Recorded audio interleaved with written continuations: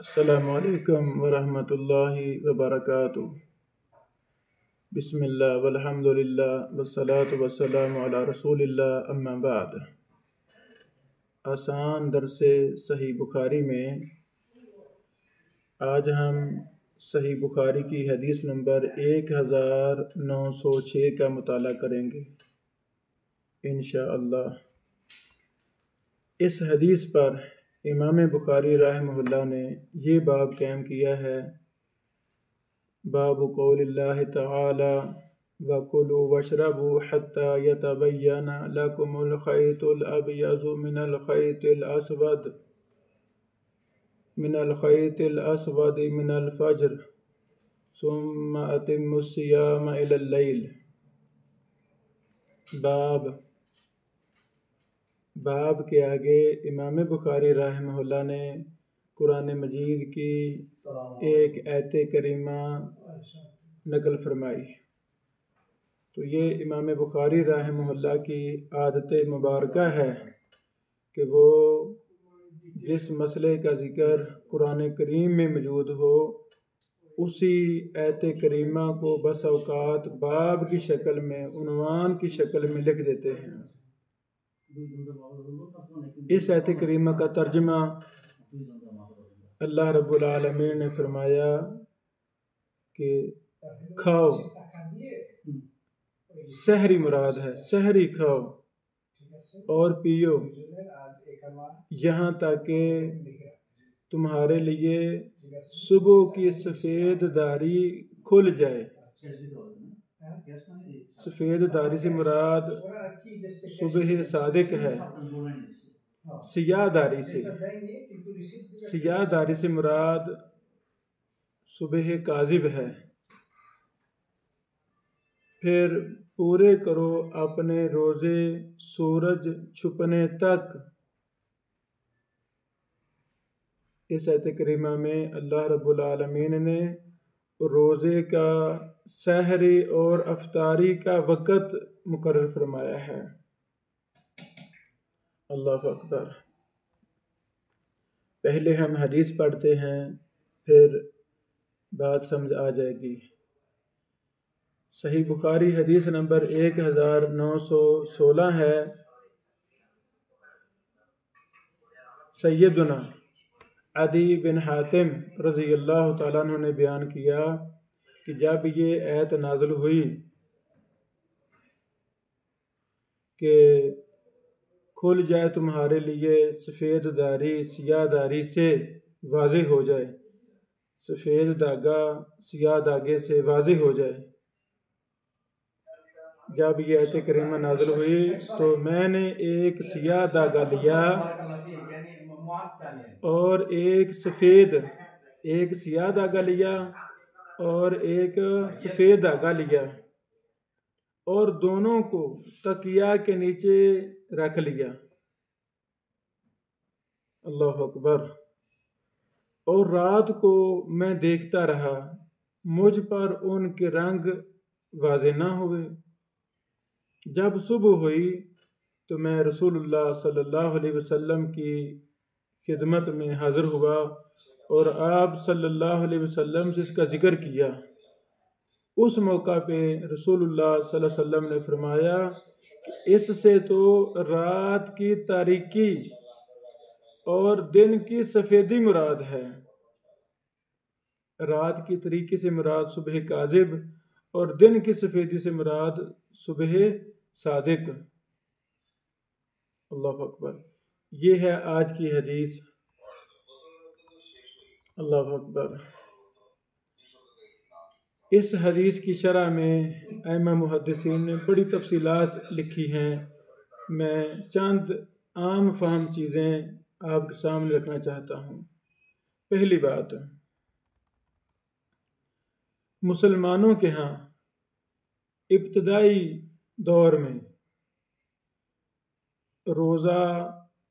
روزے کی سحری اور افطاری کا تصور نہیں تھا، بلکہ وہی پرانا تصور تھا جو اہل کتاب کے ہاں تھا۔ کیا مطلب؟ شام کو یعنی شام کو کھانا وانا کھا لیتے، روزہ افطار کر لیتے، شام کو سونے کے بعد روزہ شروع ہو جاتا تھا اہل کتاب کا۔ تو اسلام کے شروع والے دور میں مسلمان ایسے ہی روزے رکھتے تھے۔ مغرب کو روزہ افطار کیا ہے تو جب تک سوتے نہیں تھے کھاتے پیتے رہتے تھے، جب سو جاتے سونے کے بعد ان کا روزہ شروع ہو جاتا، نہ سحری کچھ بھی نہیں، اور مغرب کو شام کو دوسرے دن جا کے روزہ افطار کرتے تھے اگلے دن۔ اللہ اکبر اللہ اکبر۔ سنن نسائی میں اس کی وضاحت ہے، اللہ اکبر، کہ روزہ دار جب شام کا کھانا کھانے سے پہلے سو جاتا، بس اوقات انسان ہے سارا دن، وہ رات بھی روزہ دن بھی روزہ، اور شام سے پہلے آدھا گھنٹہ پہلے انسان کو سو گیا ہے، تو اب شام کے وقت وہ بیدار بھی نہیں ہوا۔ یہ وضاحت کہاں ہے؟ سنن نسائی کے اندر۔ بس اوقات روزہ دار جب شام کا کھانا کھانے سے پہلے سو جاتا تو رات بھر کچھ بھی نہیں کھا سکتا تھا، کیونکہ کھانے کا وقت تھا، شام کا وقت، وہ سویا رہا۔ بعض صحابہ کرام کے ساتھ ایسے ہوا۔ اللہ اکبر اللہ اکبر۔ اب یعنی 24 گھنٹے کا تو پہلے روزہ بنتا ہے، اب جو بیچارہ ایسے سویا رہ جاتا تو وہ تو 48 گھنٹے کا اس کا روزہ ہو جاتا، 2 راتیں 2 دن، 2 راتیں 2 دن کا روزہ۔ اللہ اکبر۔ یہ آیت کریمہ جب نازل ہوئی تو پہلے والا حکم جو اہل کتاب کی طرح مسلمان روزہ رکھتے تھے وہ سسٹم منسوخ ہو گیا۔ اللہ اکبر۔ اور سحری اور افطاری کا آغاز ہو گیا۔ یہ بہت بڑا انعام ہے سحری کا، کہ اذان فجر سے پہلے مسلمان اٹھ کر سحری کرتے ہیں۔ الحمدللہ، وہ خیر و برکت والا وقت۔ اللہ رب العالمین، ہمارا ایمان ہے پہلے عرش پر، پہلے آسمان پر، معاذ اللہ، ہمارا ایمان ہے 7 آسمانوں کے اوپر اللہ کا عرش ہے، اس کے اوپر اللہ رب العالمین بلند ہیں۔ تو تہجد کے وقت، رات کے آخری پہر، اللہ رب العالمین پہلے آسمان پر تشریف لاتے ہیں، ہمارا ایمان ہے۔ یہ بڑا ہی خیر و برکت والا وقت ہے۔ تو اللہ تعالیٰ نے مسلمانوں کو یہ بہت بڑی نعمت اور تحفہ عطا فرمایا کہ اے مسلمانوں، میرے بندو اٹھو تہجد کے وقت اور اٹھ کے سحری کرو۔ تسحروا فإن فی السحور برکہ، سحری کریں، اس میں برکت ہے، اور سحری کرنا واجب ہے، فرض ہے، حکم ہے۔ مسلمانوں کی سحری اور اہل کتاب کی سحری میں فرق، سحری کے وقت کھانا ہے، اہل کتاب سحری کے وقت کھانا نہیں کھاتے تھے، مسلمانوں کو حکم ملا کہ سحری کے وقت کھانا کھائیں۔ اللہ اکبر اللہ اکبر۔ یہ سنن نسائی کی حدیث نمبر 2170 ہے۔ سیدنا عدی بن حاتم رضی اللہ تعالیٰ عنہ نے سفید داغے اور سیاہ داغے کو حقیقت پر محمول کیا تھا، حقیقت پر، تو اس لیے دونوں کو اپنے تکیے کے نیچے رکھا، لیکن رسول اللہ صلی اللہ علیہ وسلم نے وضاحت کے بعد آپ نے پوری وضاحت فرما دی، اس کے بعد حقیقت ساری سامنے آ گئی۔ یہ حدیث، یہ واقعہ بہت زبردست دلیل ہے اس مسئلہ میں، یہ دلیل ہے اس مسئلہ میں کہ قرآن و سنت کے فہم کے لیے عربی دانی کافی نہیں ہے، قرآن کی تفسیر، قرآن کی وضاحت کے لیے سنت شرط ہے، سنت ہی حدیث ہی قرآن کی تفسیر ہے۔ ہمارا ایمان ہے،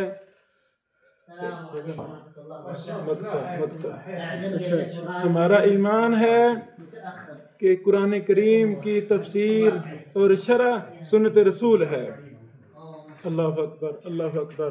یہ دوسری بات ہے۔ تیسری بات اللہ اکبر کہ فہم ہمارا ایمان ہے کہ انسان ہونے کے ناطے جس کی بات قرآن و سنت کے مخالف ہوگی وہ ہم نہیں لیں گے، وہ دین نہیں ہے۔ دین قرآن و سنت کا نام ہے، وحی الہی کا نام ہے، اور یہ بھی ہمارا ایمان ہے، حدیث، قرآن اور وحی کا فہم ہے۔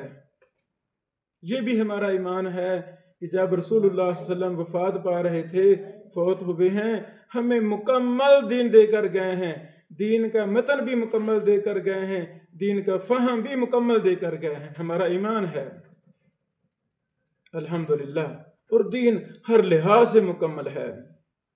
اللہ تعالیٰ نے اس دین کی حفاظت کے لیے صحابہ کرام، ائمہ محدثین، شارحین حدیث کی جماعتیں پیدا فرمائیں الحمدللہ۔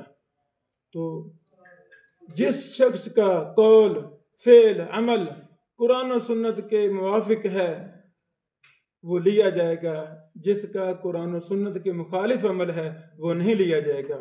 اور الحمدللہ صحابہ کرام، محدثین، تابعین، اہل سنہ والجماعہ یہ متبع قرآن و سنت لوگ ہیں۔ صحابہ کا ایک ایک عمل قرآن و سنت کے موافق ہے۔ تابعین، تبع تابعین، محدثین، ائمہ ہدا، ائمہ تقا، آج تک الحمدللہ بندہ نہ چیز نے ایسے ایسے اللہ تعالیٰ نے میرے مقدر میں اساتذہ کیے جن کی ہم نے لیل و نہار دیکھے، جن کی نمازیں دیکھیں، عبادات دیکھیں، ان کے سفر حضر میں ہم ساتھ رہے، اللہ کی قسم ہم نے ان کو متبع سنت پایا۔ ہم قسم اٹھا سکتے ہیں اللہ کی قسم یہ لوگ متبع سنت ہیں۔ تو آپ کا کیا خیال ہے؟ صحابہ کرام، تابعین، تبع تابعین، محدثین، ان کے اندر قرآن و سنت کی اتباع کا جذبہ کوٹ کوٹ کر بھرا ہوا تھا، وہ سنت کے مخالف کام ہم سوچ بھی نہیں سکتے۔ الحمدللہ ہمارے یہ ایمان کا مسئلہ ہے، صحابہ کرام متبع سنت تھے، اور اطیع اللہ و اطیع رسول کا یہی تقاضا ہے کہ ہم ہر فلسفے کو چھوڑیں، ہر چیز کو چھوڑیں، ہاں جو وحی ہے، علم وحی ہے، قرآن و سنت جس کی اتباع کا ہمیں حکم دیا گیا ہے اس کو ہم فالو کریں۔ اے مسلمانوں، زندگی بالکل تھوڑی ہے، پتہ ہی نہیں ہے یہ رات بھی ہمارے مقدر میں ہے کہ نہیں، آئیں ہم قرآن و سنت کو لازم پکڑیں، اسی میں نجات ہے، دنیا میں بھی کامیابی اور آخرت میں بھی کامیابی کا ضامن قرآن و سنت ہے، اور کوئی کامیابی کا ضامن نہیں ہے۔ لا الہ الا اللہ محمد رسول اللہ کا یہی تقاضا ہے، قرآن و سنت کا یہی تقاضا ہے۔ قبر میں کیا سوال ہوں گے؟ نبی کے بارے میں، اللہ کے بارے میں، دین کے بارے میں، بس قرآن و سنت، اللہ اور اس کا رسول صلی اللہ علیہ وسلم یہی اول آخر ہیں۔ ہمیں حکم ہے کہ تم اللہ کی بات مانو، اللہ کے رسول صلی اللہ علیہ وسلم کی بات